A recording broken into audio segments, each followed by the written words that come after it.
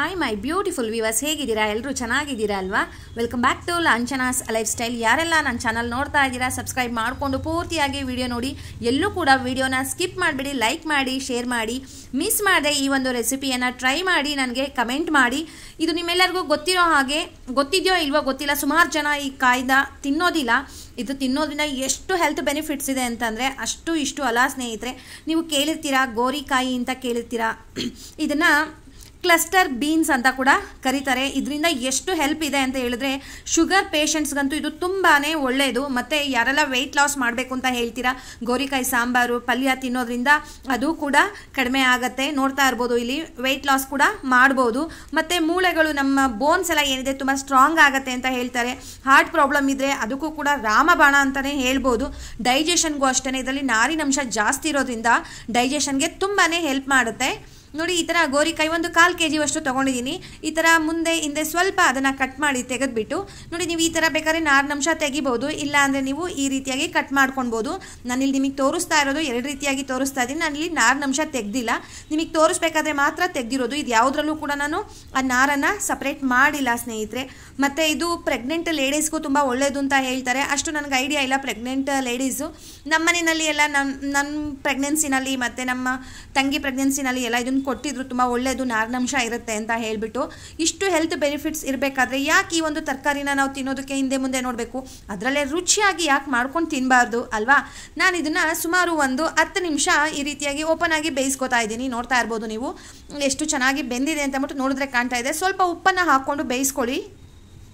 ಕುಕ್ಕರಲ್ಲಿ ವಿಷಲ್ ಹೊಡಿಸ್ಬಿಟ್ರೆ ತುಂಬ ಸಾಫ್ಟ್ ಆಗಿಬಿಡುತ್ತೆ. ಸೊ ತುಂಬ ಸಾಫ್ಟ್ ಆದರೆ ಚೆನ್ನಾಗಿರಲ್ಲ ಸ್ನೇಹಿತರೆ. ನೋಡಿ, 3/4 ಭಾಗ ಬೆಂದಿರಬೇಕು, ಇನ್ನು 1/4 ಭಾಗ ಸ್ವಲ್ಪ ಕ್ರಂಚಿ ಆಗಿರಬೇಕು.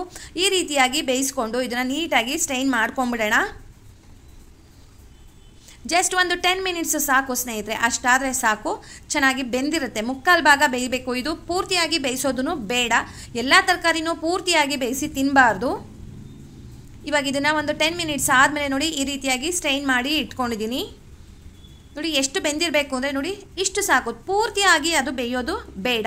ಒಂದು ಬಾಣಲಿ ತೊಗೊಂಡಿದ್ದೀನಿ, ಅಥವಾ ಒಂದು ಪ್ಯಾನ್ ದಪ್ಪ ತಳ ಇರೋವಂಥದ್ದು ಯಾವುದಾದ್ರೂ ತೊಗೊಳ್ಳಿ, ಪರವಾಗಿಲ್ಲ. ಇದಕ್ಕೆ ಜಾಸ್ತಿ ಎಣ್ಣೆ ಏನು ಇಡಿಸೋದಿಲ್ಲ. ಸುಮಾರು ಒಂದು 4 ರಿಂದ 5 ಸ್ಪೂನ್ ಅಷ್ಟು ಹಾಕಿದ್ದೀನಿ. ಸ್ವಲ್ಪ ಸಾಸಿವೆ, ಸ್ವಲ್ಪ ಜೀರಿಗೆ, ಇಂಗು, ಫೈನ್ ಚಾಪ್ ಮಾಡಿರೋ ಅಂಥ ಒಂದು ಈರುಳ್ಳಿ, ಸ್ವಲ್ಪ ಕರಿಬೇವಿನ ಸೊಪ್ಪು.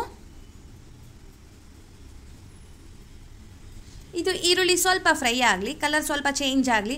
ಜಾಸ್ತಿ ಹೊತ್ತು ಫ್ರೈ ಮಾಡೋ ಅವಶ್ಯಕತೆ ಏನು ಇರೋದಿಲ್ಲ. ಉಪ್ಪು ಹಾಕೋದ್ರಿಂದ ಬೇಗ ಬೇಯುತ್ತೆ ಅನ್ನೋದಕ್ಕೋಸ್ಕರ ನಾವು ಬೇಯಿಸಬೇಕಾದ್ರೆ ಗೋರಿಕಾಯಿಗೂ ಕೂಡ ನಾವು ಉಪ್ಪು ಹಾಕಿದ್ದೀವಿ. ಸೊ ನೋಡಿಕೊಂಡು ಉಪ್ಪನ್ನು ಮಿಕ್ಸ್ ಮಾಡಿ.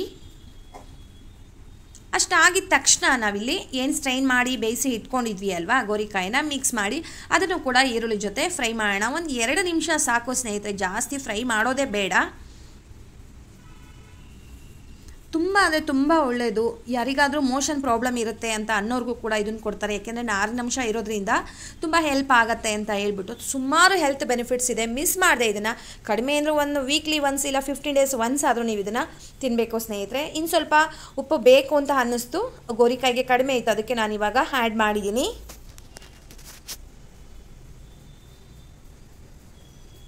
ಲಿಡ್ಡನ್ನು ಕ್ಲೋಸ್ ಮಾಡಿದ್ರೆ ಆ ಸ್ಟೀಮಲ್ಲಿ ಬೇಗ ಬೇಯುತ್ತೆ, ಅಷ್ಟೇ, ಇನ್ನೇನಿಲ್ಲ. ಇದಕ್ಕೆ ಒಂದು ಮಸಾಲ ಪ್ರಿಪೇರ್ ಮಾಡ್ಕೊಳ್ಳೋಣ. 1 ರಿಂದ 1.5 ಸ್ಪೂನಷ್ಟು ಧನಿಯಾ ಪುಡಿ ಹಾಕ್ಕೊಳ್ಳೋಣ. ಧನಿಯಾ ಪುಡಿ ತುಂಬ ಚೆನ್ನಾಗಿರುತ್ತೆ, ಮನೆಯಲ್ಲೇ ಮಾಡಿರೋದಾದರೆ ಇನ್ನೂ ಚೆನ್ನಾಗಿರುತ್ತೆ. ಸ್ವಲ್ಪ ಅರಿಶಿಣ, ಖಾರಕ್ಕೆ ನಾನಿಲ್ಲಿ ಬ್ಯಾಡ್ಗಿ ಹಾಕೋತಾ ಇದ್ದೀನಿ. ಒಂದು 3 ರಿಂದ 4 ಹಾಕೋತಾ ಇದ್ದೀನಿ, ಸಾಕಾಗುತ್ತೆ. ಇಲ್ಲಿ 3 ಹಾಕ್ಕೊಂಡಿದ್ದೀನಿ, ಸಾಕಾಗುತ್ತೆ. ಸ್ವಲ್ಪ ಕರಿಬೇವಿನ ಸೊಪ್ಪು, ಸ್ವಲ್ಪ ಬೆಲ್ಲ ಆಪ್ಷನಲ್, ಬೇಕಂದರೆ ನೀವು ಹಾಕ್ಕೊಳ್ಬೋದು, ಇಲ್ಲಾಂದರೆ ಸ್ಕಿಪ್ ಮಾಡ್ಬೋದು ಪೂರ್ತಿಯಾಗಿ. ಸ್ವಲ್ಪ ಹುಣಸೆಹಣ್ಣು, ಒಂದು 5 ರಿಂದ 6 ಬೆಳ್ಳುಳ್ಳಿ ಎಸಳು, ಒಂದು 3 ರಿಂದ 4 ಸ್ಪೂನಷ್ಟು ಕಡಲೆ ಬೀಜ ಕೂಡ ನಾನು ಹಾಕೋತಾ ಇದ್ದೀನಿ. ಒಂದು ಸ್ವಲ್ಪ ಜೀರಿಗೆ ಹಾಕ್ಕೊಂಡ ಮೇಲೆ ಕಡಲೆ ಬೀಜ ಹಾಕೋತಾ ಇದ್ದೀನಿ. ನೋಡಿ, ಕಡಲೆ ಬೀಜನ ಸ್ವಲ್ಪ ಹುರ್ಕೊಂಡಿದ್ದೀನಿ ಸ್ನೇಹಿತರೆ, ಅದ್ರ ಮೇಲೆ ಸಿಪ್ಪೆ ನಾನು ಏನೂ ತೆಗೆದಿಲ್ಲ. ಇದನ್ನು ಡ್ರೈ ಆಗಿ ನೋಡಿ, ನಾನೇನು ಸಿಪ್ಪೆ ತೆಗೆದಿರಲಿಲ್ಲ. ಇದಕ್ಕೆ ಕೊಬ್ಬರಿ ಪುಡಿ ಹಾಕೋತಾ ಇದ್ದೀನಿ. ನೀವು ಹಸಿಕಾಯಿ ಇತ್ತು ಅಂತಂದರೆ ನೀವು ಹಸಿಕಾಯಿನೂ ಕೂಡ ನೀವು ಹಾಕ್ಕೊಳ್ಬೋದು. 1-2 ಸ್ಪೂನಷ್ಟು ಹಾಕ್ಕೊಂಡಿದ್ದೀನಿ.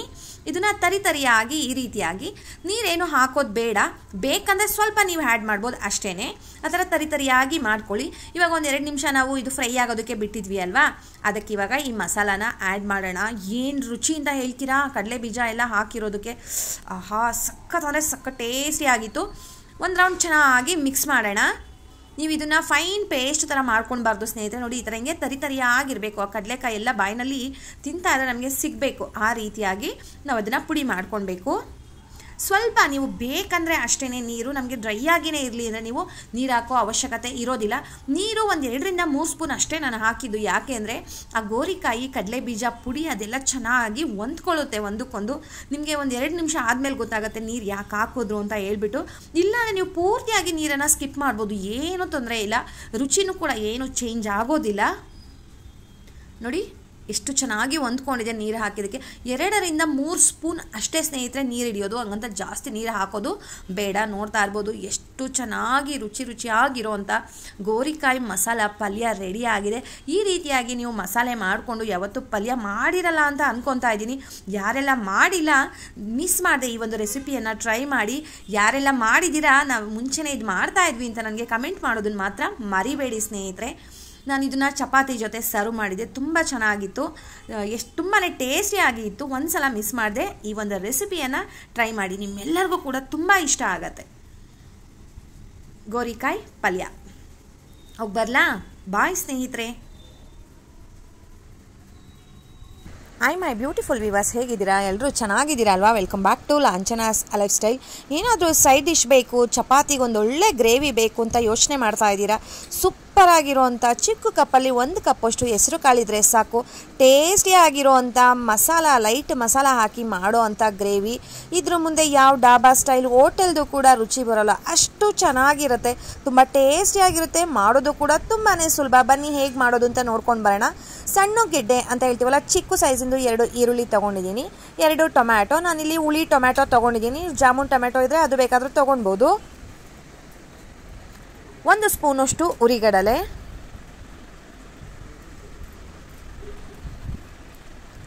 2 ಸ್ಪೂನು ಧನಿಯಾ ಪುಡಿ, 1 ಸ್ಪೂನಷ್ಟು ಅಚ್ಚ ಖಾರದ ಪುಡಿ.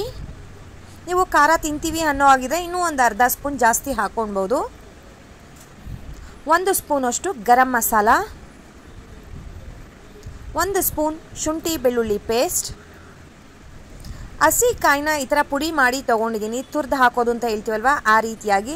2-3 ಸ್ಪೂನಷ್ಟು. ನಿಮಗೆ ಗ್ರೇವಿ ಗಟ್ಟಿಯಾಗಿ ಬೇಕು, ಜಾಸ್ತಿ ಬೇಕು ಅಂದರೆ ಕಾಯಿನ ಸ್ವಲ್ಪ ಜಾಸ್ತಿ ಮಾಡ್ಕೊಳ್ಬೋದು ಅಷ್ಟೇ, ಇನ್ನೇನೂ ಇಲ್ಲ. ಇಷ್ಟನ್ನು ಫೈನ್ ಪೇಸ್ಟ್ ಮಾಡ್ಕೊಂಡು ಬರೋಣ. ಸ್ವಲ್ಪ ನೀರನ್ನು ಸೇರಿಸ್ಕೊಳ್ಬೋದು. ನೋಡಿ, ಈ ರೀತಿಯಾಗಿ ಫೈನ್ ಪೇಸ್ಟ್ ಮಾಡಬೇಕು. ಬನ್ನಿ ಹೇಗೆ ಮಾಡೋದು ಅಂತ ನೋಡೋಣ. ನಾನಿಲ್ಲೊಂದು ಕುಕ್ಕರ್ ತೊಗೊಂಡಿದ್ದೀನಿ, ಅದಕ್ಕೆ ಸುಮಾರು ಒಂದು 7-8 ಸ್ಪೂನಷ್ಟು ಎಣ್ಣೆ ಹಾಕೋತಾ ಇದ್ದೀನಿ.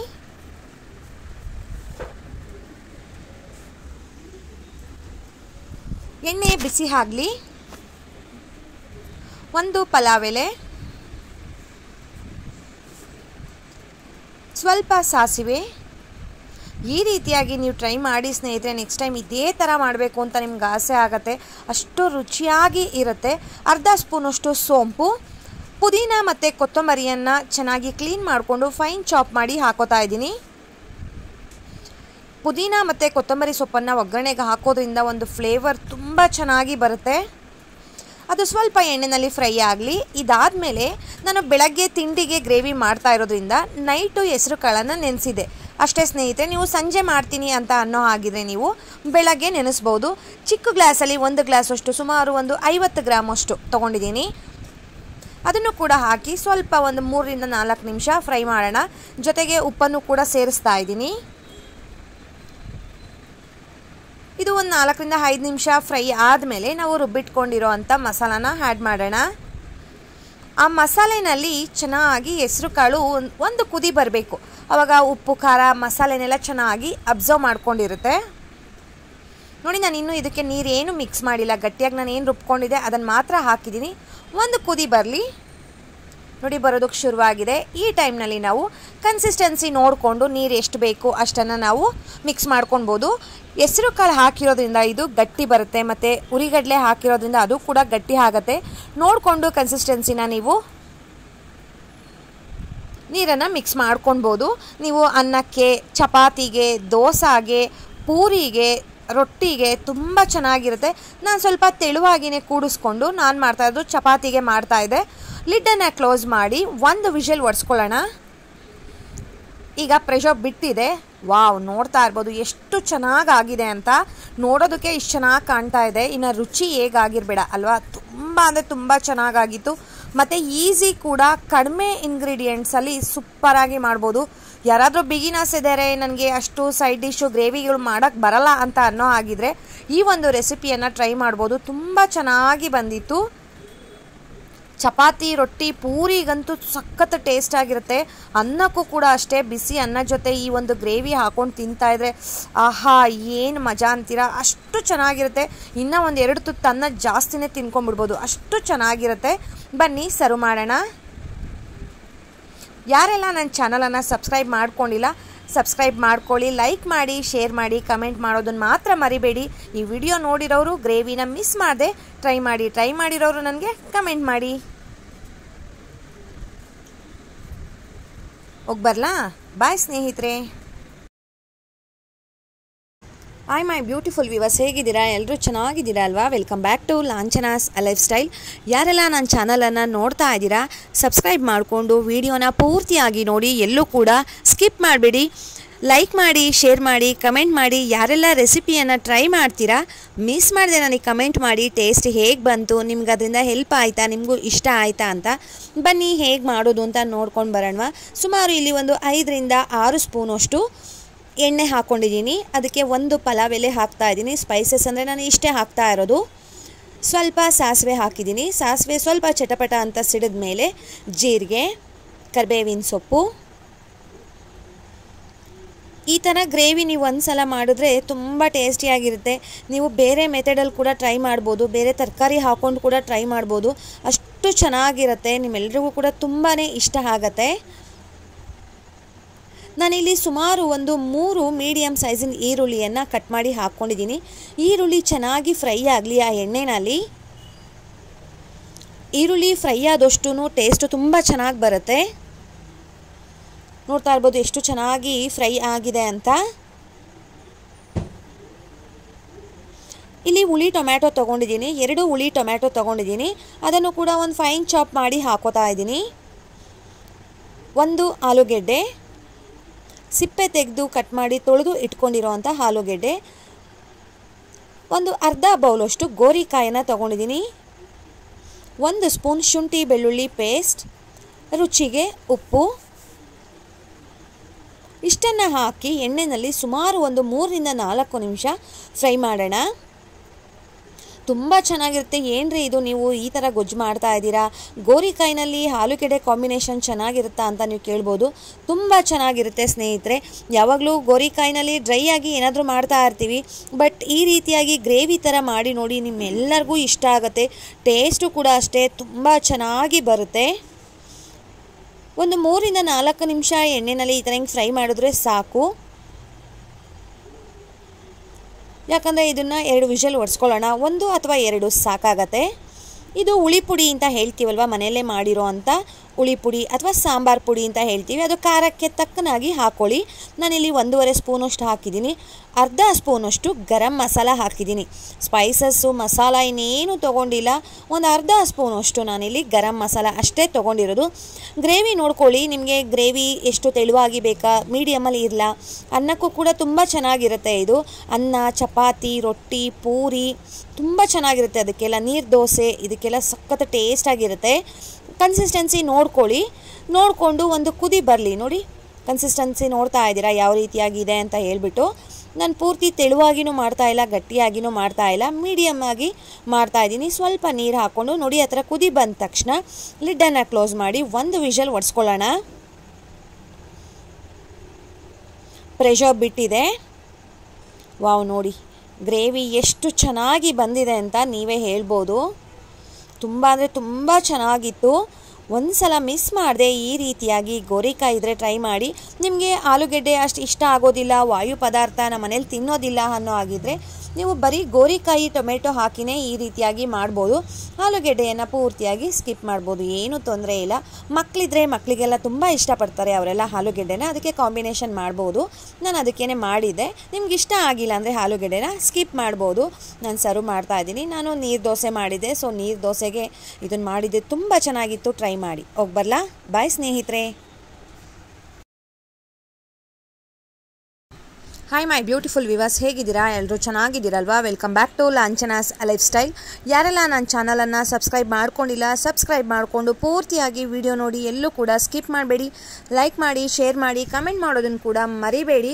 ಹಾಗೆ ರೆಸಿಪಿಗಳನ್ನು ಟ್ರೈ ಮಾಡೋದನ್ನು ಕೂಡ ಮರಿಬೇಡಿ. ಟ್ರೈ ಮಾಡಿದ ಮೇಲೆ ನನಗೆ ಕಮೆಂಟ್ ಮಾಡೋದನ್ನು ಕೂಡ ಮರಿಬೇಡಿ. ಬನ್ನಿ, ಬೆಳಗ್ಗೆ ಟೈಮ್ನಲ್ಲಿ ಏನಾದರೂ ಸೈಡ್ ಡಿಶ್ ಬೇಕು, ಗ್ರೇವಿ ಬೇಕು ಅಂತ ಯೋಚನೆ ಮಾಡ್ತಾ ಇದ್ದೀರಾ, ಈಸಿಯಾಗಿ ಮಾಡೋ ಅಂಥ ರೆಸಿಪಿಯನ್ನು ತೊಗೊಂಡು ಬಂದಿದ್ದೀನಿ. Capsicum paneer gravy. ಬನ್ನಿ ಇದನ್ನು ಹೇಗೆ ಮಾಡೋದು ಅಂತ ನೋಡೋಣ.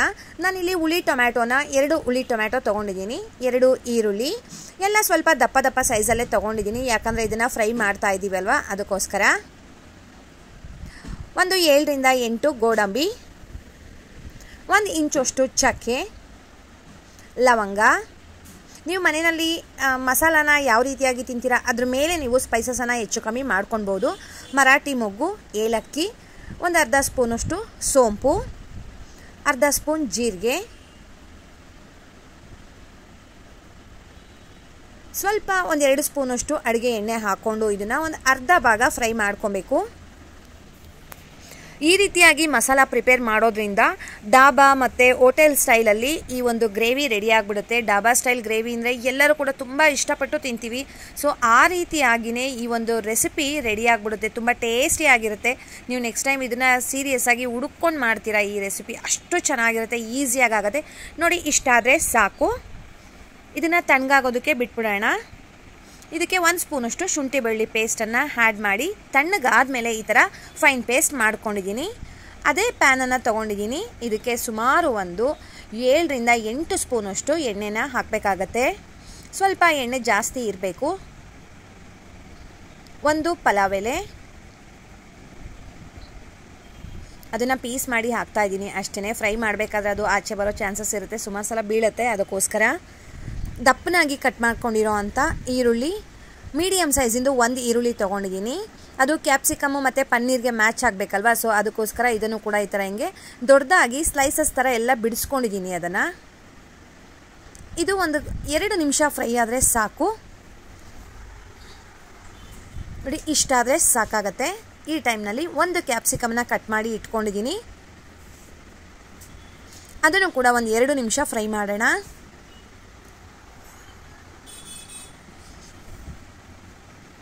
ನೋಡಿ, ಈ ರೀತಿಯಾಗಿ ತುಂಬ ಚೆನ್ನಾಗಿರುತ್ತೆ. ಕ್ಯಾಪ್ಸಿಕಮ್ಮು ಪೂರ್ತಿಯಾಗಿ ಫ್ರೈ ಆಗೋದು ಬೇಡ.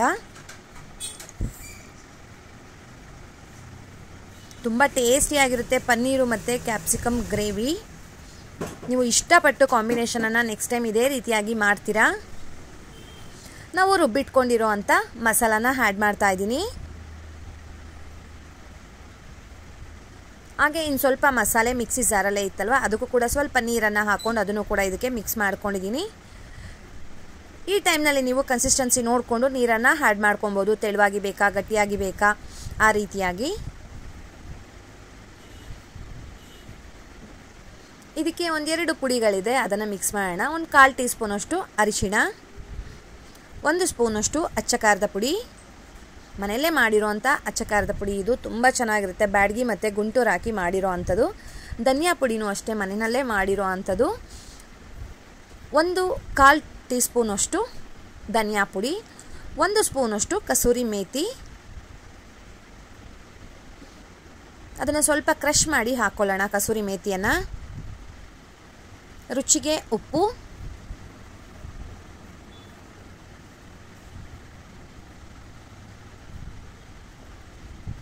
ಒಂದು ಸಲ ಚೆಕ್ ಮಾಡಿಬಿಟ್ಟು ಹಾಕ್ಕೊಳ್ಳಿ ಉಪ್ಪನ್ನು. ಒಂದು ರೌಂಡ್ ಎಲ್ಲ ಚೆನ್ನಾಗಿ ಮಿಕ್ಸ್ ಮಾಡೋಣ. ನೋಡಿ, ಒಂದು ಕುದಿ ಬರ್ತಾ ಇದೆ. ಒಂದು ರೌಂಡ್ ಚೆನ್ನಾಗಿ ಮಿಕ್ಸ್ ಮಾಡ್ಕೊಳ್ಳೋಣ. ಆ ಪುಡಿಗಳೆಲ್ಲ ಹೊಂದ್ಕೊಬೇಕು ಆ ಮಸಾಲೆಗೆ. ನೋಡಿ, ಈ ರೀತಿಯಾಗಿ ಕನ್ಸಿಸ್ಟೆನ್ಸಿ ನೋಡಿಕೊಂಡು ನೀವು ಈ ಟೈಮ್ನಲ್ಲೂ ನೀರನ್ನು ಮಿಕ್ಸ್ ಮಾಡ್ಕೊಳ್ಬೋದು. ಇದ್ರ ಜೊತೆನೇ ಮಿಕ್ಸ್ ಮಾಡಿ ಆದಮೇಲೆ ಸುಮಾರು ಒಂದು 200 ಗ್ರಾಮ್ ಅಷ್ಟು ನಾನು ಪನ್ನೀರನ್ನು ತೊಗೊಂಡಿದ್ದೀನಿ. ಇದು ರೆಡಿಯಾಗಿರೋವಂಥ ಪನ್ನೀರು ಕ್ಯೂಬಾಗಿ ರೆಡಿಯಾಗಿ ಬಂದಿದೆ. ಸೊ ಅದನ್ನೇ ಹಾಕ್ತಾಯಿದ್ದೀನಿ. ನೀವು ಬೇರೆ ಪನ್ನೀರ್ ಏನಾದ್ರು ತೊಗೊಂಡ್ರೆ ಈ ಥರ ಕ್ಯೂಬಾಗಿ ಕಟ್ ಮಾಡಿ ಹಾಕ್ಬೋದು. ಇವಾಗ ಮಸಾಲೆನಲ್ಲಿ ಒಂದು ರೌಂಡ್ ಚೆನ್ನಾಗಿ ಮಿಕ್ಸ್ ಮಾಡೋಣ. ನೋಡಿ ಎಷ್ಟು ಚೆನ್ನಾಗಿ ಕಾಣ್ತಾ ಇದೆ ಅಂತ. ಟೇಸ್ಟು ಕೂಡ ಅಷ್ಟೇ ತುಂಬ ಚೆನ್ನಾಗಿತ್ತು. ಲಿಡ್ಡನ್ನು ಕ್ಲೋಸ್ ಮಾಡಿ ಒಂದು 5 ನಿಮಿಷ ಮೀಡಿಯಮ್ ಫ್ಲೇಮ್ನಲ್ಲಿ ಸ್ಟೀಮಲ್ಲಿ ಬೇಯಿಸಿದ್ರೆ ಸೂಪರಾಗಿರೋವಂಥ ಕ್ಯಾಪ್ಸಿಕಮ್ ಪನ್ನೀರ್ ಗ್ರೇವಿ ರೆಡಿ ಆಯಿತು ಸ್ನೇಹಿತರೆ. ತುಂಬ ಟೇಸ್ಟಿಯಾಗಿರುತ್ತೆ, ತುಂಬ ಚೆನ್ನಾಗಿರುತ್ತೆ. ಒಂದು ಸಲ ಈ ರೀತಿಯಾಗಿ ಗ್ರೇವಿಯನ್ನು ಟ್ರೈ ಮಾಡಿ, ತುಂಬ ಇಷ್ಟಪಟ್ಟು ತಿಂತೀರಾ. ನೋಡಿ ಕನ್ಸಿಸ್ಟೆನ್ಸಿ ಅಂತೂ ತುಂಬ ಚೆನ್ನಾಗಿದೆ. ನಾನಿದು ಚಪಾತಿಗೆ ಕಾಂಬಿನೇಷನ್ ಮಾಡಿದೆ. ಚಪಾತಿಗೆ ಪೂರಿಗೆ ಅಷ್ಟು ಚೆನ್ನಾಗಿರೋದಿಲ್ಲ. ಪೂರಿನೂ ಕೂಡ ಎಣ್ಣೆಯಲ್ಲಿ ಫ್ರೈ ಮಾಡಿರೋದ್ರಿಂದ ಸೊ ಅದು ಕೂಡ ಒಂಥರ ಹೆವಿ ಅಂತ ಅನಿಸುತ್ತೆ. ಪನ್ನೀರು ಹೆವಿ ಅನಿಸುತ್ತೆ. ಸೊ ರೋಟಿ, ಚಪಾತಿ ಈ ಥರದಕ್ಕೆ ತುಂಬ ಚೆನ್ನಾಗಿರುತ್ತೆ. ಇದಕ್ಕೆ ಲಾಸ್ಟಲ್ಲಿ ಒಂದು ಅರ್ಧ ಸ್ಪೂನಷ್ಟು ಸಕ್ಕರೆನ ಆ್ಯಡ್ ಮಾಡಿದ್ದೀನಿ. ನಮಗೆ ಡಾಬಾ ಸ್ಟೈಲ್ ಬೇಕು ಅಂತ ಅನ್ನೋ ಹಾಗಿದ್ರೆ ಸಕ್ಕರೆಯನ್ನು ಆ್ಯಡ್ ಮಾಡಿ, ಪರವಾಗಿಲ್ಲ ನಮಗೆ ಸಕ್ಕರೆ ಎಲ್ಲ ಇಷ್ಟ ಆಗಲ್ಲ ಅಂದರೆ ಏನು ಪ್ರಾಬ್ಲಮ್ ಇಲ್ಲ, ನೀವು ಹಾಗೇ ಸರ್ವ್ ಮಾಡ್ಬೋದು. ಲಾಸ್ಟಲ್ಲಿ ಸ್ವಲ್ಪ ಗಾರ್ನಿಷಿಂಗೋಸ್ಕರ ಕಸೂರಿ ಮೆಥಿ ಹಾಕಿದ್ದೀನಿ. ತುಂಬ ಚೆನ್ನಾಗಿರೋವಂಥ, ರುಚಿಯಾಗಿರೋವಂಥ, ಈಸಿಯಾಗಿರೋವಂಥ capsicum paneer masala gravy ready ಆಯಿತು ಸ್ನೇಹಿತರೆ.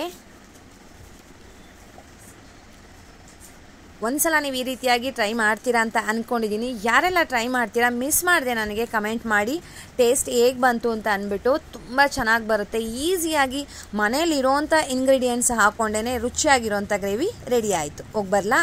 ಬಾಯ್ ಸ್ನೇಹಿತರೆ. ಹಾಯ್ ಮೈ ಬ್ಯೂಟಿಫುಲ್ ವ್ಯೂವರ್ಸ್, ಹೇಗಿದ್ದೀರಾ? ಎಲ್ಲರೂ ಚೆನ್ನಾಗಿದ್ದೀರಲ್ವಾ? Welcome back to Lanchana's lifestyle. ಯಾರೆಲ್ಲ ನನ್ನ ಚಾನಲನ್ನು ನೋಡ್ತಾ ಇದ್ದೀರಾ ಸಬ್ಸ್ಕ್ರೈಬ್ ಮಾಡಿಕೊಂಡು ಪೂರ್ತಿಯಾಗಿ ವಿಡಿಯೋ ನೋಡಿ, ಎಲ್ಲೂ ಕೂಡ ಸ್ಕಿಪ್ ಮಾಡಬೇಡಿ. ಲೈಕ್ ಮಾಡಿ, ಶೇರ್ ಮಾಡಿ, ಕಮೆಂಟ್ ಮಾಡೋದನ್ನು ಕೂಡ ಮರಿಬೇಡಿ. ಮಿಸ್ ಮಾಡದೆ ಈ ಒಂದು ಸೂಪರ್ ಆಗಿರುವಂಥ ರೆಸಿಪಿಯನ್ನು ಟ್ರೈ ಮಾಡಿ. ನೀವು ಯಾವತ್ತೂ ಕೂಡ ಟ್ರೈ ಮಾಡಿರಲ್ಲ, ಬಟ್ ಮಿಸ್ ಮಾಡದೆ ಟ್ರೈ ಮಾಡಿ. ತುಂಬ ಟೇಸ್ಟಿಯಾಗಿರುತ್ತೆ, ಸಖತ್ತು ರುಚಿ ಕೊಡುತ್ತೆ. ನುಗ್ಗೆ ಸೊಪ್ಪಲ್ಲಿ ಏನೆಲ್ಲ ಮಾಡ್ತೀವಿ, ರೊಟ್ಟಿ ಮಾಡ್ತೀವಿ, ಸಾಂಬಾರು ಮಾಡ್ತೀವಿ, ಬಟ್ ಅದೇ ರೀತಿಯಾಗಿ ಯಾವತ್ತಾದರೂ ನೀವು ನುಗ್ಗೆ ಸೊಪ್ಪಲ್ಲಿ ದಾಲ್ ಮಾಡಿದ್ದೀರಾ? ಇಲ್ಲ ಸ್ನೇಹಿತರೆ, ನೀವು ಯಾವತ್ತೂ ಕೂಡ ಟ್ರೈ ಮಾಡಿರಲ್ಲ, ಬಟ್ ಒಂದ್ಸಲ ಟ್ರೈ ಮಾಡಿ ತುಂಬ ಇಷ್ಟಪಟ್ಟು ನೆಕ್ಸ್ಟ್ ಟೈಮ್ ಮಾಡ್ತೀರಾ.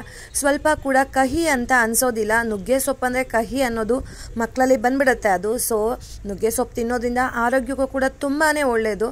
ಅಟ್ಲೀಸ್ಟ್ ಕಡಿಮೆ ಅಂದರೂ ಕೂಡ ವಾರಕ್ಕೆ ಒಂದ್ಸಲನಾದರೂ ನುಗ್ಗೆ ಸೊಪ್ಪು ತಿನ್ನಬೇಕು ಅಂತ ಹೇಳ್ತಾರೆ. ಆ ಒಂದು ನುಗ್ಗೆ ಸೊಪ್ಪನ್ನು ಉಪಯೋಗಿಸ್ಕೊಂಡು ತುಂಬ ಟೇಸ್ಟಿಯಾಗಿರೋ ಅಂಥ, ಸಕ್ಕತ್ತಾಗಿರೋ ಅಂಥ ಒಂದು ರೆಸಿಪಿಯನ್ನು ಮಾಡೋಣ. ನೀವು ತುಂಬ ಇಷ್ಟಪಡ್ತೀರಾ. ಇದು ಚಪಾತಿ, ಪೂರಿ, ರೋಟಿ ಎಲ್ಲದಕ್ಕೂ ಕೂಡ ಸೂಪರ್ ಕಾಂಬಿನೇಷನ್. ಲಾಸ್ಟಲ್ಲಿ ರೈಸಿಗೂ ಕೂಡ ಸೂಪರ್ ಆಗಿರುತ್ತೆ ರೀ. ತುಂಬ ಟೇಸ್ಟಿಯಾಗಿರುತ್ತೆ. ಈಸಿಯಾಗಿಯೇ ಮಾಡ್ಬೋದು. ಇದಕ್ಕೇನು ತುಂಬ ಟೈಮ್ ಕೂಡ ಬೇಕಿಲ್ಲ. ವಿತಿನ್ 10 ಮಿನಿಟ್ ಒಳಗಡೆ ಈ ಒಂದು ರೆಸಿಪಿಯನ್ನು ಟ್ರೈ ಮಾಡ್ಬಿಡ್ಬೋದು. ಈಸಿಯಾಗಿ ಮಾಡ್ಬೋದು. ಮನೇಲಿ ಇರೋವಂಥ ಇಂಗ್ರೀಡಿಯೆಂಟ್ಸನ್ನು ಹಾಕ್ಕೊಂಡೇ ಮಾಡ್ಬೋದು. ನಿಮ್ಗೆ ಆಲ್ರೆಡಿ ಹಿಂದಿನ ವೀಡಿಯೋದಲ್ಲಿ ಹೇಳಿದ್ದೆ, ನುಗ್ಗೆ ಸೊಪ್ಪನ್ನು ಈ ಒಂದು ಪಾಟಲ್ಲೂ ಕೂಡ ನುಗ್ಗೆ ಗಿಡನ ಬೆಳೆಸ್ಕೊಳ್ಬೋದು ಅಂತ. ಆ ರೀತಿಯಾಗಿದ್ದರೆ ನಮಗೆ ವಾರಕ್ಕೆ 2 ಸಲನಾದರೂ ಸ್ವಲ್ಪನಾದರೂ ಸೊಪ್ಪನ್ನು ಕೊಡ್ತಾ ಇರುತ್ತೆ. ಸೊ ಬನ್ನಿ ಈ ಒಂದು ಸೂಪರ್ ಡೂಪರ್ ರೆಸಿಪಿಯನ್ನು ಹೇಗೆ ಮಾಡೋದು ಅಂತ ನೋಡ್ಕೊಂಡು ಬರೋಣವಾ. ನಾನು ಇಲ್ಲೊಂದು ಕುಕ್ಕರ್ ತೊಗೊಂಡಿದ್ದೀನಿ. ಸುಮಾರು ಒಂದು ಅರ್ಧ ಲೀಟರಷ್ಟು ನೀರನ್ನು ನಾನು ಆ್ಯಡ್ ಮಾಡ್ತಾ ಇದ್ದೀನಿ. ನಾನು ಮಾಡ್ತಾ ಇರೋವಂಥ ಕ್ವಾಂಟಿಟಿ 8 ಮೆಂಬರ್ಸಿಗೆ ಆಗುವಷ್ಟು ಮಾಡ್ತಾ ಇದ್ದೀನಿ. ಸೊ ನೀವು ಕ್ವಾಂಟಿಟಿನ ಹೆಚ್ಚು ಕಡಿಮೆ ಮಾಡ್ಕೊಳ್ಬೋದು. ಒಂದು 5 ಹಸಿಮೆಣಸಿನ್ಕಾಯನ್ನು ಉದ್ದುದ್ದ ಸೀಳ್ಬಿಟ್ಟು ಹಾಕ್ಕೊಂಡಿದ್ದೀನಿ. ಅದೇ ರೀತಿಯಾಗಿ ಒಂದು 50 ಗ್ರಾಮ್ ಅಷ್ಟು ಹೆಸರು ಬೇಳೆ ತೊಗೊಂಡಿದ್ದೀನಿ. ಅದು 1 ಬೌಲ್ ಅಳತೆನಲ್ಲಿ ಬರುತ್ತೆ. ಅದೇ ಬೌಲ್ ಅಳತೆನಲ್ಲಿ ನುಗ್ಗೆ ಸೊಪ್ಪನ್ನು ಹಾಕ್ಕೊಂಡಿದ್ದೀನಿ. ಅದ್ರ ಜೊತೆ ಉಪ್ಪನ್ನು ಕೂಡ ಆ್ಯಡ್ ಮಾಡ್ತಾ ಇದ್ದೀನಿ. 1 ಆಲೂಗೆಡ್ಡೆಯನ್ನು ಫೈನ್ ಚಾಪ್ಗಿಂತ ಸ್ವಲ್ಪ ದಪ್ಪನಾಗಿ ಕಟ್ ಮಾಡಿ ಹಾಕೋತಾ ಇದ್ದೀನಿ. ಸ್ವಲ್ಪ ಅರಿಶಿಣ, 1/4 ಟೀ ಸ್ಪೂನಷ್ಟು ಸಾಕು. ಇದನ್ನೆಲ್ಲ ಒಂದು ರೌಂಡು ಮಿಕ್ಸ್ ಮಾಡೋಣ. ನೀವು ಕ್ವಾಂಟಿಟಿ ನೋಡಿಕೊಂಡು ಹೆಚ್ಚು ಕಡಿಮೆ ಮಾಡ್ಕೊಳ್ಬೋದು. ನೋಡಿ ಈಗೆಲ್ಲ ಮಿಕ್ಸ್ ಆಗಿದೆ. ಲಿಡ್ಡನ್ನು ಕ್ಲೋಸ್ ಮಾಡಿ 2 ವಿಷಲ್ ಒಡಿಸ್ಕೊಳ್ಳೋಣ.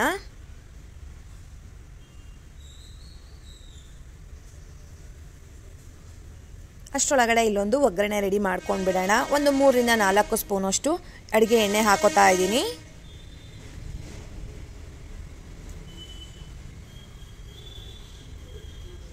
ಎಣ್ಣೆ ಬಿಸಿ ಆಗಿದೆ.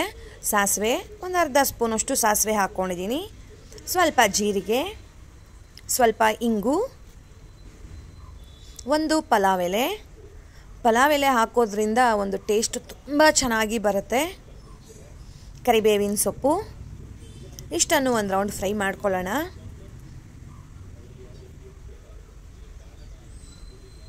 ಇದಕ್ಕೆ ಮೀಡಿಯಮ್ ಸೈಜಿಂದು 2 ಈರುಳ್ಳಿಯನ್ನು ಫೈನ್ ಚಾಪ್ ಮಾಡಿ ಹಾಕೋತಾ ಇದ್ದೀನಿ. ನಾವು ದಾಲ್ ಮಾಡಿದ ಮೇಲೆ ಅದು ತಿನ್ನಬೇಕಾದ್ರೆ ಬಾಯಿನಲ್ಲಿ ಈರುಳ್ಳಿ ಸಿಗ್ತಾ ಇರುತ್ತೆ, ಒಂದು ಆ ಟೇಸ್ಟು ತುಂಬ ಚೆನ್ನಾಗಿರುತ್ತೆ. ನೀವು ಇಷ್ಟ ಆಗ್ತಾ ಇಲ್ಲ ನಮಗೆ ಅದನ್ನು ಪೂರ್ತಿಯಾಗಿ ಸ್ಕಿಪ್ ಮಾಡ್ಬೋದು, ಏನೂ ತೊಂದರೆ ಇಲ್ಲ. ನೋಡಿ, ಈರುಳ್ಳಿ ಅರ್ಧ ಭಾಗ ಫ್ರೈ ಆಗಿದೆ. ಈ ಟೈಮ್ನಲ್ಲಿ ನಾನು ಇದಕ್ಕೆ ಟೊಮ್ಯಾಟೊ ಆ್ಯಡ್ ಮಾಡ್ತಾ ಇದ್ದೀನಿ. ನಾನಿಲ್ಲಿ ಹುಳಿ ಟೊಮ್ಯಾಟೊ ತೊಗೊಂಡಿದ್ದೀನಿ, ನಾಟಿ ಟೊಮ್ಯಾಟೊ ತೊಗೊಂಡಿದ್ದೀನಿ. ಮೀಡಿಯಮ್ ಸೈಜಿಂದು 2 ಟೊಮ್ಯಾಟೊ ತೊಗೊಂಡಿದ್ದೀನಿ, ಫೈನ್ ಚಾಪ್ ಮಾಡಿದ್ದೀನಿ. ಅದನ್ನು ಕೂಡ ಸ್ವಲ್ಪ ಉಪ್ಪನ್ನು ಕೂಡ ಆ್ಯಡ್ ಮಾಡ್ತಾ ಇದ್ದೀನಿ. ಈರುಳ್ಳಿ ಟೊಮ್ಯಾಟೊಗೆ ಎಷ್ಟು ಉಪ್ಪು ಬೇಕು ಅಷ್ಟನ್ನು ಆ್ಯಡ್ ಮಾಡ್ತಾ ಇದ್ದೀನಿ. ಹೆಸರುಬೇಳೆ ಬೇಯಿಸ್ಕೊಳ್ಬೇಕಾದ್ರೆ ನಾವು ಆಲ್ರೆಡಿ ಅದಕ್ಕೂ ಕೂಡ ಉಪ್ಪು ಹಾಕಿದ್ದೀವಿ, ನೋಡಿಕೊಂಡು ಉಪ್ಪನ್ನು ಮಿಕ್ಸ್ ಮಾಡಿ. ಈರುಳ್ಳಿ ಟೊಮ್ಯಾಟೊ ಕೂಡ ಇದು ಚೆನ್ನಾಗಿ ಫ್ರೈ ಆಗಿದೆ. ಈ ಟೈಮ್ನಲ್ಲಿ ನಾವು ಬೇಯಿಸಿಟ್ಕೊಂಡಿರೋವಂಥ ನುಗ್ಗೆ ಸೊಪ್ಪು, ಆಲೂಗೆಡ್ಡೆ, ಹೆಸರುಬೇಳೆ ಕಟ್ಟನ್ನು ಇದಕ್ಕೆ ಮಿಕ್ಸ್ ಮಾಡೋಣ. ಒಂದು ರೌಂಡು ನೀವು ಇದರಲ್ಲಿ ಸ್ಮ್ಯಾಶ್ ಮಾಡಿಬಿಡಿ, ಕುಕ್ಕರ್ನಲ್ಲಿನೇ ಅದು ಲಿಡ್ ಓಪನ್ ಮಾಡಿದ್ಮೇಲೆ ಒಂದು 2 ರೌಂಡ್ ಹಿಂಗೆ ಸ್ಮ್ಯಾಶ್ ಮಾಡಿಬಿಡಿ ಕೈನಲ್ಲೇ. ಸ್ಮ್ಯಾಶರ್ ಇತ್ತು ಅಂದರೆ ಇನ್ನೂ ಈಸಿ ಆಗುತ್ತೆ. ಸ್ಮ್ಯಾಶ್ ಮಾಡಿ ಹಾಕಿದ್ರೆ ಚೆನ್ನಾಗಿ ಹೊಂದ್ಕೊಳ್ಳುತ್ತೆ. ನೋಡಿ, ಈರುಳ್ಳಿ ಟೊಮ್ಯಾಟೊಗೆಲ್ಲ ಚೆನ್ನಾಗಿ ಹೊಂದ್ಕೊಬೇಕು. ನೀವು ಈ ಟೈಮ್ನಲ್ಲಿ ನೋಡಿ ಕನ್ಸಿಸ್ಟೆನ್ಸಿಯನ್ನು, ತೆಳುವಾಗಿ ಬೇಕಾ ಗಟ್ಟಿಯಾಗಿ ಬೇಕಾ. ನನಗೆ ಕನ್ಸಿಸ್ಟೆನ್ಸಿ ಕರೆಕ್ಟಾಗಿತ್ತು, ಸೊ ನಾನೇನು ಇದಕ್ಕೆ ಮಿಕ್ಸ್ ಮಾಡಲಿಲ್ಲ ನೀರನ್ನು. ನೋಡಿ, ತುಂಬ ಅಂದರೆ ತುಂಬ ಟೇಸ್ಟಿ ಆಗುತ್ತೆ. ಮತ್ತು ಗಟ್ಟಿಯಾಗಿ ಮಿಕ್ಸ್ ಮಾಡಬೇಡಿ, ಅದು ಹೆಸರುಬೇಳೆ ಆಗಿರೋದ್ರಿಂದ ಆಮೇಲೆ ತಣ್ಣಗಾದ್ಮೇಲೆ ಗಟ್ಟಿ ಆಗಿಬಿಡುತ್ತೆ. ಸೊ ಕನ್ಸಿಸ್ಟೆನ್ಸಿ ನೋಡಿಕೊಂಡು ಮಿಕ್ಸ್ ಮಾಡಿ. ಅನ್ನಕ್ಕಂತೂ ಸಕ್ಕತ್ತಾಗಿರುತ್ತೆ. ಬಿಸಿ ಬಿಸಿ ಅನ್ನ ಮಾಡ್ಕೊಂಡು 1 ಸ್ಪೂನ್ ತುಪ್ಪ ಹಾಕ್ಕೊಂಡು ತಿಂತಾಯಿದ್ರೆ ಆಹಾ, ರುಚಿನೇ ಬೇರೆ. ಬಾಯ್ ಸ್ನೇಹಿತರೆ. ಮೈ ಬ್ಯೂಟಿಫುಲ್ ವಿವರ್ಸ್, ಹೇಗಿದ್ದೀರಾ? ಎಲ್ಲರೂ ಚೆನ್ನಾಗಿದ್ದೀರಲ್ವಾ? Welcome back to Lanchana's lifestyle. ಒಂದು ಸೂಪರ್ ಆಗಿರೋಂಥ ಟೇಸ್ಟಿಯಾಗಿರೋಂಥ ಗ್ರೇವಿ ರೆಸಿಪಿ. ಇದನ್ನು ನೀವು ಯಾವುದಕ್ಕೆ ಬೇಕಾದರೂ ಕಾಂಬಿನೇಷನ್ ಮಾಡ್ಬೋದು. ಇಡ್ಲಿ, ದೋಸೆ, ಪೂರಿ, ನೀವೇನಿ ರೊಟ್ಟಿಗೂ ಕೂಡ ನೀವು ಕಾಂಬಿನೇಷನನ್ನು ಮಾಡ್ಬೋದು. ತುಂಬ ಅಂದರೆ ತುಂಬ ಚೆನ್ನಾಗಿರುತ್ತೆ, ಟೇಸ್ಟಿಯಾಗಿರುತ್ತೆ. ಹೋಟೆಲಲ್ಲಿ ಸಿಗೋ ಥರ ಇರುತ್ತೆ ಈ ಒಂದು ಗ್ರೇವಿ ರೆಸಿಪಿ. ಈಸಿಯಾಗಿ ಮನೆಯಲ್ಲಿನೇ ಮಾಡ್ಕೊಳ್ಬೋದು. ತುಂಬ ಟೇಸ್ಟಿಯಾಗಿ ಕಡಿಮೆ ತರಕಾರಿನಲ್ಲಿ ಮಾಡ್ಕೊಳ್ಬೋದು. ಯಾವುದೇ ಒಂದು ತರಕಾರಿ ಇಲ್ಲ ಅಂದರೂ ಏನು ತೊಂದರೆ ಇಲ್ಲ, ತುಂಬ ಚೆನ್ನಾಗಿ ರೆಡಿ ಆಗುತ್ತೆ. ಬನ್ನಿ ಇದನ್ನು ಹೇಗೆ ಮಾಡೋದು ಅಂತ ನೋಡ್ಕೊಂಡು ಬರೋಣ. ಮಸಾಲ ರುಬ್ಬೋದಕ್ಕೆ ಖಾರಕ್ಕೆ ಅಂತ ಅಂದ್ಬಿಟ್ಟು ಒಂದು 4 ಹಸಿಮೆಣಸಿನ್ಕಾಯಿ ತೊಗೊಂಡಿದ್ದೀನಿ, 1 ಹಿಡಿವಷ್ಟು ಕೊತ್ತಂಬರಿ ಸೊಪ್ಪು, 1 ಹಿಡಿವಷ್ಟು ಪುದೀನ ತೊಗೊಂಡಿದ್ದೀನಿ. ಇದ್ರ ಜೊತೆನೇ ಸ್ವಲ್ಪ ಚಕ್ಕೆ, 1 ಇಂಚ್ ಅಂತ ಹೇಳ್ತೀವಲ್ವ ಅಷ್ಟು, 1 ಏಲಕ್ಕಿ. ನಾನು ಇದು ಸುಮಾರು ಒಂದು 6 ಜನಕ್ಕಾಗುವಷ್ಟು ಗ್ರೇವಿ ಮಾಡ್ತಾಯಿದ್ದೀನಿ, ಅದಕ್ಕೆ ಇಡ್ತಾ ಇರೋವಂಥ ಇದು ಮಸಾಲೆ. ಒಂದು 3 ರಿಂದ 4 ಲವಂಗ, ಒಂದು ಅರ್ಧ ಸ್ಪೂನಷ್ಟು ಸೋಂಪು,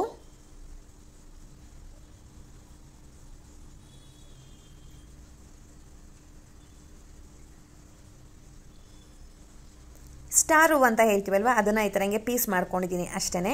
1 ಸ್ಟಾರ್ ಹೂವನ್ನು ತೊಗೊಂಡಿದ್ದೀನಿ. ಒಂದು 2 ರಿಂದ 3 ಸ್ಪೂನಷ್ಟು ಹಸಿ ತೆಂಗಿನ ತುರಿ ತೊಗೊಂಡಿದ್ದೀನಿ, ತೆಂಗಿನಕಾಯಿ ಅಂತ ಹೇಳ್ತೀವಲ್ವ ಅದನ್ನು ತೊಗೊಂಡಿದ್ದೀನಿ. ಒಂದು 2 ಸ್ಪೂನಷ್ಟು, 1.5 ರಿಂದ 2 ಸ್ಪೂನು ಅಷ್ಟು ಉರಿಗಡಲೆ ತೊಗೊಂಡಿದ್ದೀನಿ. ಅದು ನಮಗೆ ಕನ್ಸಿಸ್ಟೆನ್ಸಿ ಕರೆಕ್ಟಾಗಿರೋ ಥರ ನೋಡ್ಕೊಳ್ಳುತ್ತೆ, ಗಟ್ಟಿಯಾಗಿ ಬರೋ ಥರ, ನೀರು ಥರ ಅನಿಸೋದಿಲ್ಲ. ಸ್ವಲ್ಪ ಅರಿಶಿಣ, 1 ಸ್ಪೂನಷ್ಟು ಶುಂಠಿ ಬೆಳ್ಳುಳ್ಳಿ ಪೇಸ್ಟ್. ಇಷ್ಟೇ ಸ್ನೇಹಿತರೆ. ಇದಕ್ಕೆ ಸ್ವಲ್ಪ ನೀರನ್ನು ಆ್ಯಡ್ ಮಾಡಿಕೊಂಡು ಪೇಸ್ಟನ್ನು ಪ್ರಿಪೇರ್ ಮಾಡ್ಕೊಳ್ಳೋಣ.